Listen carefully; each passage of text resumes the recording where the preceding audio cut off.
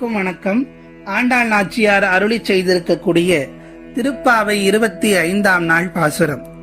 நேற்றைய பாசுரத்தில் ஆண்டாளும் அவளுடைய தோழிகளும் வேண்டி விரும்பிக் கொண்டது போலவே கண்ணன் சிங்காசனத்தில் அமர்ந்து கொண்டான்.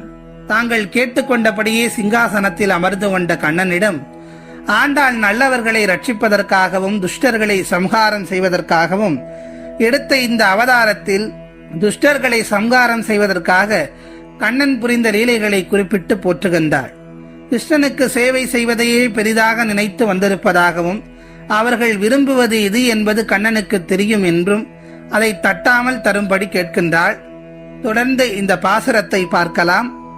ஒருத்தி மகனாய் பிறந்து ஓரிரவில் ஒருத்தி மகனாய் ஒளித்து வளர தரிக்கிலனாகித்தான் தீங்கு நினைத்த கருத்தை பிழைப்பித்து கஞ்சன் வயிற்றில் நெருப்பென்ன நின்ற நெடுமாலே உன்னை அறுத்தித்து வந்தோம் பறை தருதியாகில் திருத்தக்க செல்வமும் சேவகமும் யாம் பாடி வருத்தமும் தீர்ந்து மகிழ்ந்தேலோர் எம்பாவாய் என்பது ஆண்டாள் நாச்சியார் அருளி செய்திருக்கக்கூடிய திருப்பாவை 25ஆம் நாள் பாசுரம்.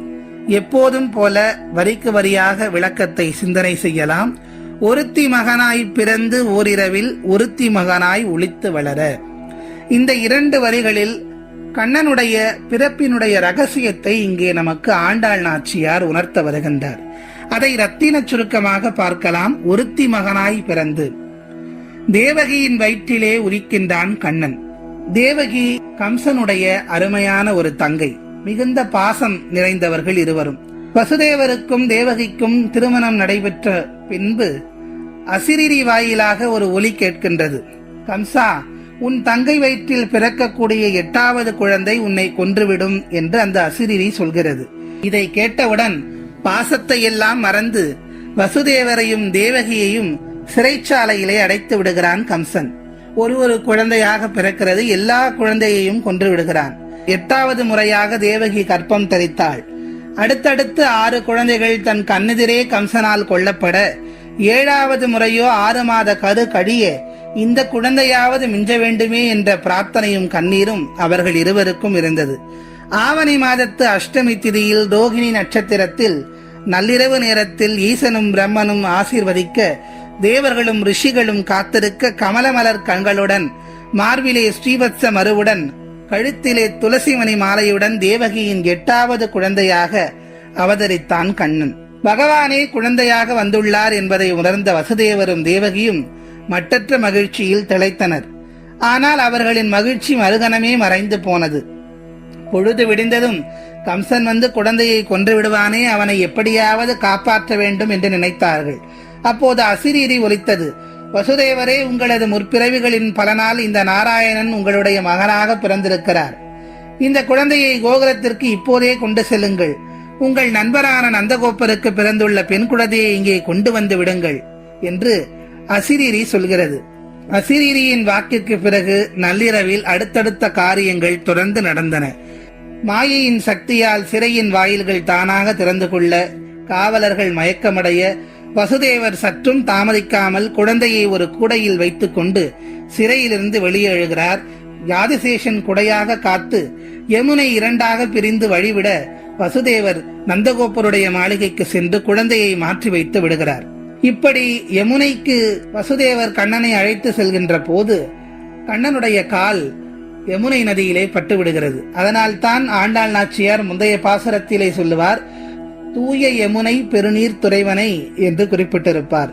ஏற்கனவே புனிதமாக இருக்கக்கூடிய யமுனை எம்பெருமான் கால்பட்டதும் மேலும் புனிதமானது என்று சுட்டிக்காட்டியிருப்பார். அப்படிப்பட்ட இந்த கண்ணனுடைய வரலாறு, ஒருத்தி மகனாக ஓரிரவில் பிறந்து அதே இரவில் இன்னொருத்தி மகனாக யசோதையினுடைய வீட்டிலே சென்று வளர்கின்றார். மறுநாள் காலையில் குழந்தை பிறந்து விட்டதை அறிந்த கம்சன் சிறைச்சாலைக்கு வருகின்றான். அந்த பெண் குழந்தையை எடுத்து சுவற்றிலே அடித்து கொள்ளுகின்றான். அப்போது துர்க்கை ரூபமாக மாயா சக்தியாக அந்த அம்பிகை வந்து, எங்க அண்ணன் பிறந்து விட்டான், அவன் கோகுலத்திலே வளர்கிறான், அவனால் தான் உனக்கு அழிவு என்று சொல்லுகின்றாள். இதைத்தான் அடுத்த வரையில் ஆண்டாள் நாச்சியார் சொல்லுகின்றார். தரிக்கிலனாகித்தான் தீங்கு நினைத்த கருத்தை பிழைப்பித்து கஞ்சன் வயிற்றில் நெருப்பென்ன நின்ற நெடுமாலே. அவ்வாறு மறைந்து வளர்வதை பொறுக்க முடியாத கம்சன் உன்னை அழிக்க வேண்டும் என்று நினைத்தான்.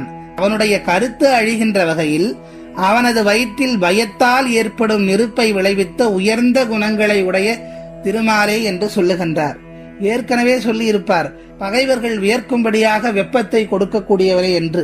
அப்படி வயிற்றில் நெருப்பை விளைவித்த பெருமான் என்று சொல்லுகின்றார். அடுத்த வரிகளில், உன்னை அரித்தித்து வந்தோம் பறை தருதியாகில் திருத்தக்க செல்வமும் சேவகமும் யாம் பாடி வருத்தமும் தீர்ந்து மகிழ்ந்தேலோர் எம்பாவாய். இப்படி உனது அருளை யாசித்து நாங்கள் வந்திருக்கிறோம். அந்த அருளை தந்தாயானால் உனது விரும்பத்தக்க செல்வச் சிறப்பையும் பக்தர்களுக்காக நீ செய்த பணிகளையும் பாராட்டி நாங்கள் பாடுவோம்.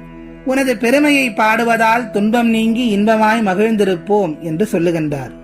இது கண்ணனை போற்றி பாடி அவனுடைய அருளை பரிசாக கேட்கக்கூடிய பாசுரமாகும்.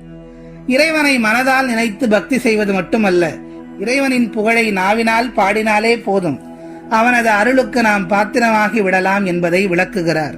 பக்தன் அழைத்தால் இறைவன் அவர்களுடைய துன்பத்தை போக்க ஓடோடி வருவான் என்பதற்கு உதாரணமாக நாம் நரசிம்ம அவதாரம், கஜேந்திர மோட்சம் உள்ளிட்டவை சொல்லலாம். தன்னை சரணடைந்த பாண்டவர்கள் போரில் வெற்றி பெற வேண்டும் என்பதற்காக சூரியன் சந்திரன் இருவரையும் தன்னை தேடி வரவழைத்து இயற்கை நிகழ்வையே மாற்றி அமாவாசையை முதல் நாளே வரவழைத்து காட்டினார். இறைவன் உண்மையான பக்திக்கு கட்டுப்பட்டவன். அதனால் எவர் ஒருவர் தன்னுடைய நாமத்தை சொல்லி அழைத்தாலும் அவர்களுக்கு அருளை வாரி வழங்கக்கூடிய கருணை மிகுந்தவன் திருமால் என்பதை இந்த பாடலில் விளக்கி காட்டுகிறார் ஆண்டாள் நாச்சியார். நாமும் அந்த எம்பெருமானுடைய லீலைகளை எல்லாம் புகழ்ந்து அவனுடைய பெருமைகளை பாடி போற்றி அவனை சரணாகதி அடைவோம் என்று சொல்லி மீண்டும் நாளைய பாசுரத்தில் உங்கள் அனைவரையும் சந்திக்கிறேன். நன்றி, வணக்கம்.